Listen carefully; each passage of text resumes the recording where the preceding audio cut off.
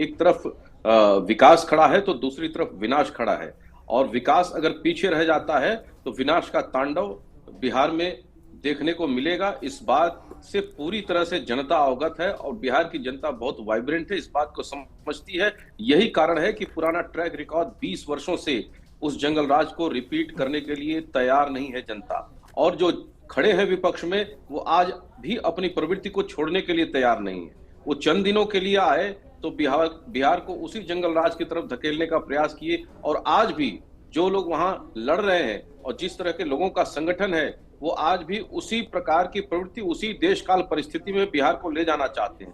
लेकिन मैं बहुत साफ और स्पष्ट कहना चाहता हूं कि पांचों दल एनडीए के पूरे इंटैक्ट होके, पूरे ताकत के साथ, बूथ से लेकर के पूरे पैन बिहार में अच्छी तरह से चुनाव को ले रहे हैं, गंभीरता से ले रहे हैं, लड़ रहे हैं। और केंद्र का जो संयोजन है, केंद्र का जो समर्थन है, हमारे शीर्ष नेतृत्व ने जिस तरह से मोर्चा संभाला है, उससे जनता के अंदर बहुत उत्साह बढ़ा है, विश्वसनीयता और बढ़ी है। और अब वो दिन दूर नहीं जब बिहार अपने यहाँ रोजगार को सृजन करेगा, और न सिर्फ बिहार को एकोमोडेट करेगा बल्कि दूसरे क्षेत्रों के भी बच्चे, दूसरे प्रदेशों के भी बच्चे बिहार में अपने लिए रोजगार की संभावनाओं को तलाशने जाएंगे। जिस तरह से बिहार में विकास की यात्रा शुरू हुई है, और अब ये यात्रा रुकनी नहीं है, अब इसे कोई रोक नहीं सकेगा, क्योंकि बिहार किसी भी कीमत पर तैयार नहीं है। जो पोटेंशियल है बिहार का, जैसा आपने देखा कि एथेनॉल का फील्ड हो, इंडस्ट्रियल कॉरिडोर हो, एक्सप्रेसवेज हो, या फिर नेशनल हाईवेज हो, बिजली के का प्रोडक्शन हो, ये सभी चीजों में बिहार में आमूलचूल परिवर्तन आया हो। बिहार ने एक नई भोर, एक नई सुबह देखी है, और उस सुबह को, उस प्रकाश को, उसको अंधेरे में तब्दील करने का काम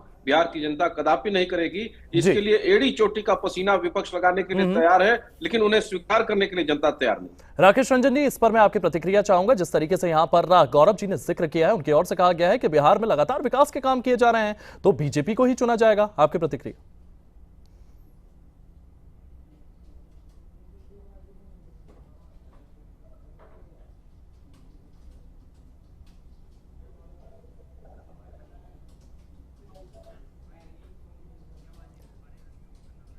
मैं चाहूंगा राकेश जी, आप अपने आप को अनम्यूट कर लें, आपकी आवाज नहीं आ पा रही है।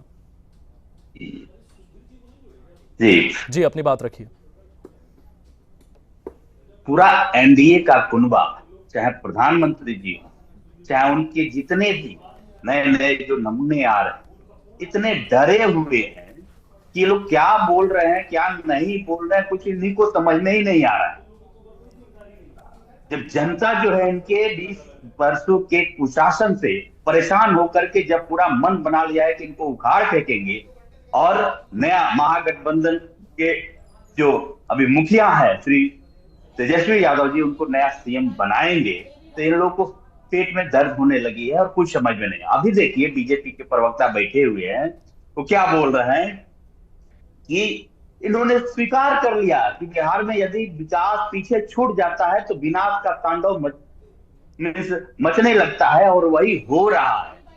सारा जो डेटा है वो यही कह रहा है, चाहे पलायन की आप देख लीजिए, चाहे बेरोजगारी देख लीजिए, चाहे आप स्वास्थ्य में देख लीजिए, चाहे शिक्षा व्यवस्था जो एकदम बर्बाद कर दिए इन लोगों ने। अभी ये बोल रहा है कि बिहार में एक्सप्रेसवे भी बना दिए। देखिए, बैठ के नेशनल चैनल पे भी झूठ बोल रहे हैं, एक्सप्रेसवे बना दिए। कहीं वो जो पुल जो है पानी में जो बह गया, दह रहा था, कहीं वैसे ही नहीं ना कागज पे बना के और घोटाले कर लिए, जो है 78,000 करोड़ से ज्यादा का घोटाला कर करके बैठे हैं। तो हो सकता है कागज पे 2-4 गो लोग एक्सप्रेसवे भी बना लिए हो और दिखा लिए हो। इन लोग का मॉडल है, एक इनके मंत्री है व्यापम मॉडल लेकर के आ रहे हैं। शिक्षा में लोग कह रहे हैं कि व्यापम मॉडल लगाएंगे, जो मध्य प्रदेश में इनके शिवराज सिंह चौहान जी ने किया था, जिसमें और दुनिया का शिक्षा में सबसे बड़ा घोटाला था, और आज तक उसका जांच ये लोग कर ही रहे हैं। और पलायन का तो अब बताया कि स्थिति जो है 2.9 करोड़ से ज्यादा लोग पलायन है। ये लोग मॉडल बिहार को आ रहे हैं प्रधानमंत्री जी, तो कोई जन सरकार की चीजों पे एक शब्द नहीं बोल रहे हैं, क्योंकि इन्होंने कुछ किया ही नहीं। जब जनता इनसे पूछ रही है कि बताइए ना आपके वादों का क्या हुआ, 2 करोड़ नौकरियां, 15-15 लाख रुपया सबके खाता में, सबको घर देना था, किसानों की आय दोगुनी करनी थी, कुछ नहीं बता रहे हैं। मोतिहारी का चीनी मिल से चाय पीना था, क्या हुआ, तो कुछ नहीं बोल रहे हैं। ये लोग बिहार को सस्ती मजदूरों का उपनिवेश बनाना चाहते हैं और गुजरात के फैक्ट्रियों में यहाँ से मजदूरों को ले जा करके और गुजरात का डेवलपमेंट करना चाहते हैं और बिहार का नहीं करना चाहते हैं।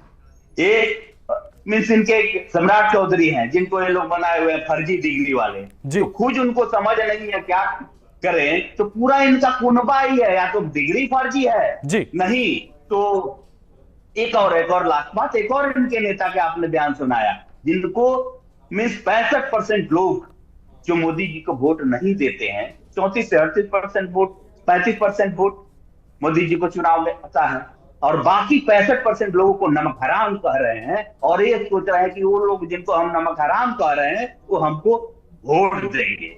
यही एनडीए वाले जाकर के इनके नेता बोल रहे हैं कि वोट नहीं दोगे तो तुम्हारा बिजली का खंभा, बिजली का तार नोच के रख लेंगे, ये डरा धमका करके ये लोग, ये नौबत आ गई है। उसके बाद कह रहे हैं कि हम जीत रहे हैं। जी गौरव मिश्रा जी से जवाब ले लेता हूं। जी, जन सरोकार की जो भी चीजें हैं उससे हम काम करेंगे, जनता के लिए काम करेंगे, चाहे पलायन हो, रोजगार हो, नौकरी हो, चाहे स्वास्थ्य की बात हो, ना तो शिक्षा की बात हो, और भ्रष्टाचार को मिटाएंगे। तो जनता जो है ना वो तेजस्वी जी में बिलीव करती है और उनके कामों को देखा है और जानती है कि यदि कोई कर सकता है। जी राकेश जी, मैं गौरव जी के पास जाना चाहूंगा। गौरव जी, यहाँ पर तमाम तरीके की बातें यहाँ पर आरजेडी प्रवक्ता के द्वारा रखी गई है। उनकी ओर से ये कहा गया है कि रैली में तो भाषण दिए जा रहे हैं, तमाम तरीके की बातें रखी जा रही है, लेकिन ग्राउंड पर ये चीजें नजर नहीं आ रही है। इस पर आपका जवाब?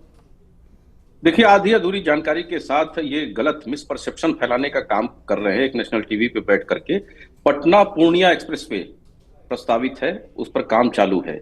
रक्सौल हल्दिया एक्सप्रेसवे, गोरखपुर सिलीगुड़ी एक्सप्रेसवे, अन्य भी कई इसी तरह की सिमिलर परियोजनाएं जो हैं वो चल रही हैं। इसके अलावा अभी इन्होंने मोतिहारी शुगर मिल की बात की, तो प्राइवेट शुगर मिल है मोतिहारी की, चाहे वो चकिया की हो चाहे वो मोतिहारी की हो, प्राइवेट शुगर मिल है, वो सरकार उसकी मालिक नहीं है।